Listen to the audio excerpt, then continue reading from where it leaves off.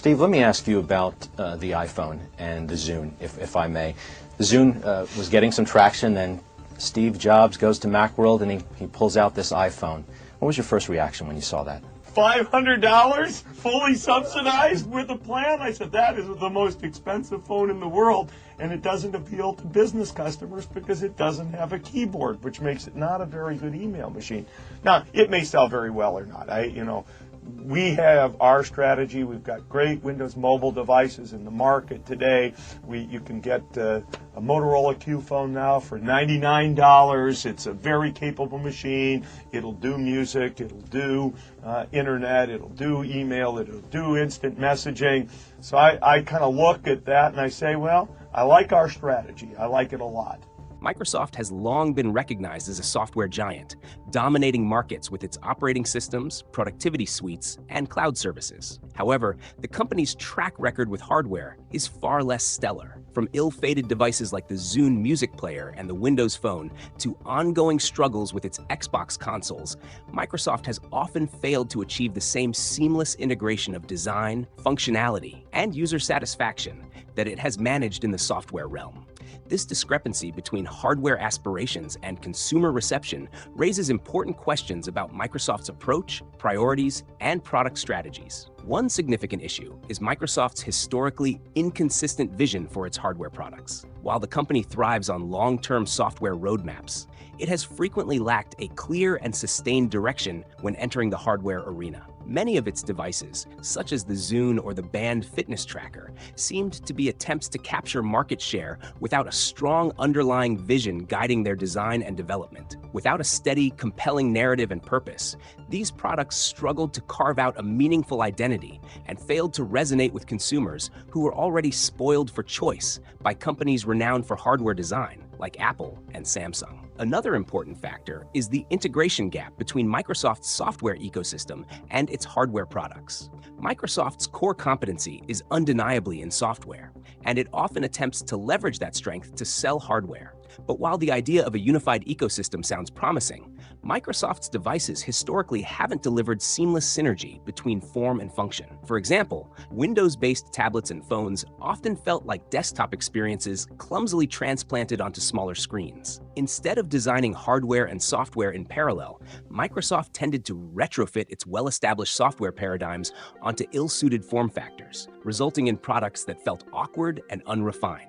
These shortcomings are evident even in one of Microsoft's most enduring hardware lines, the Xbox. While undeniably more successful than many of the company's other hardware ventures, the Xbox family has not been without criticism. Early Xbox models were plagued by the infamous Red Ring of Death, reflecting engineering miscalculations and quality control issues. Subsequent generations have grappled with confusing naming schemes, rushed peripheral rollouts like Kinect, and occasional hardware revisions that felt more like Band-Aid fixes than innovative leaps forward.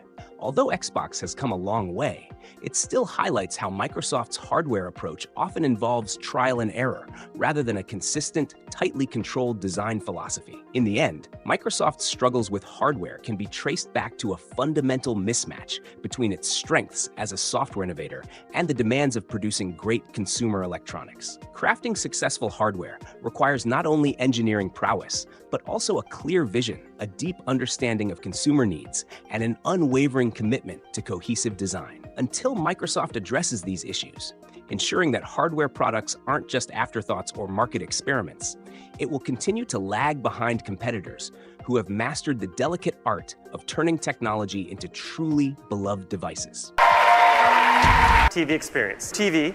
TV and movies. TV. Xbox. Watch TV. TV. TV. TV. TV. TV. Watch TV. TV. TV and TV remote. TV experience. TV. TV. TV. TV. Sports TV. TV. TV. Thing you notice right up top is we have the Kinect sensor. Here's this beautiful little sensor. I'm going to pop that down here. See that right there? Talk about each one of these items in a minute. The Kinect's failure left a deep mark on the Xbox brand, influencing public perception and straining Microsoft's relationship with its core gaming audience, from which it never fully recovered. Initially introduced as a revolutionary motion-sensing peripheral for the Xbox 360, Kinect garnered early excitement and strong sales. However, when Microsoft insisted on bundling Kinect with every Xbox One at launch, it drove up the console's price relative to its competitors and created the perception that the company was out of touch with what gamers actually wanted. Players and critics alike viewed Kinect as a forced addition rather than a valuable feature, a stance that lingered long after Microsoft dropped Kinect from mandatory bundles. This miscalculation reverberated through the Xbox ecosystem, ultimately hampering the console's momentum in a few significant ways. First, the high cost and mandatory inclusion of Kinect at the Xbox One's launch gave Sony's PlayStation 4 an easy price advantage, something that helped shift early adopters toward the competition. Second, the Kinect's poor game library and inconsistent accuracy never justified its higher entry price point, reinforcing the narrative that Xbox's leadership was more interested in chasing casual, gesture-based gaming trends than in catering to hardcore players. Beyond its economic impact, the Kinect flop signaled a larger identity crisis within Xbox. Its messaging at the start of the Xbox One era seemed confused, pushing media integration, television features, and voice commands rather than focusing on games themselves. Gamers, who make up the backbone of any console's user base, felt marginalized and mistrustful of the brand's direction. 24 hours, always on, all this stuff. It's like they're going to not... We appreciate the passion. Right. I mean, look, let's just acknowledge it. It's important that people share their ideas. I think people are imagining outcomes that are worse than what we believe it's going to be in the real world. Right. So we designed the box. We paid attention to what it means to connect to the internet. The average internet connection is working the majority of the day. And people are imagining that it isn't, and I don't think that that's They're the just world worried, that I we live in. think. Sure, Right? I mean, it's changed, Yeah. right? And there was a point in time when people would say, hey, all I want my phone to do is make a phone call. Right. And now you use your phone in richer ways because of that connectivity. People are going to see the same benefits with Xbox One as they've seen with their smartphone. All right, well, we will see it all, I guess, later this year when Xbox One launches, and we'll be all online. Yeah, and thank you, Jeff. We really appreciate your coverage and involvement. Thank you, Don. It's great. Look forward to great. playing soon.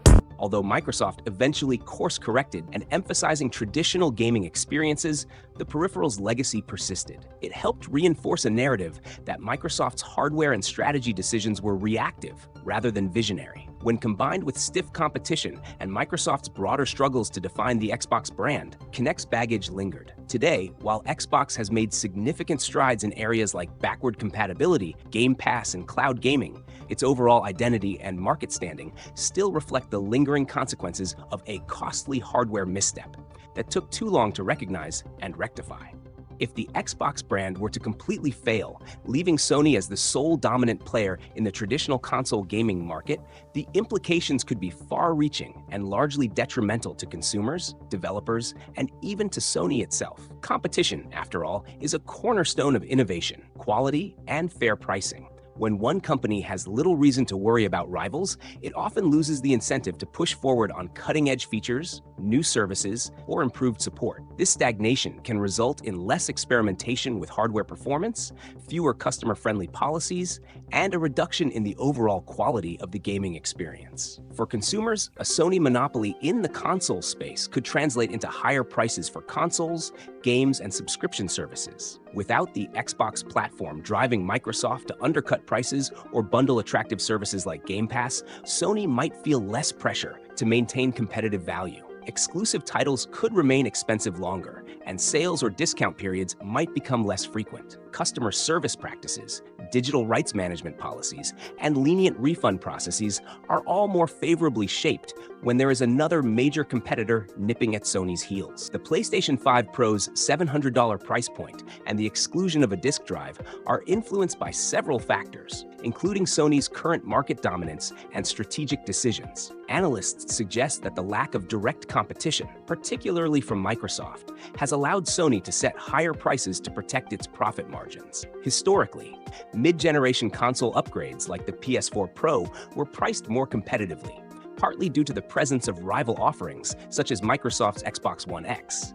In contrast, the PS5 Pro launches without a direct competitor, enabling Sony to adopt a premium pricing strategy. The decision to sell the disk drive separately for an additional $80 reflects a broader industry trend toward digital gaming. By offering a modular approach, Sony caters to consumers who prefer digital-only gaming while still providing an option for those who desire physical media support. While the PS5 has outsold the Xbox Series X by a significant margin, attributing the PS5 Pro's pricing and design choices solely to this sales disparity oversimplifies the situation. Sony's decisions are also shaped by internal cost considerations, technological advancements, and evolving consumer preferences toward digital gaming. In summary, the PS5 Pro's $700 price and lack of an included disk drive result from a combination of Sony's market position, strategic pricing to maintain profit margins, and the shift toward digital gaming, rather than being solely a consequence of outselling Xbox consoles.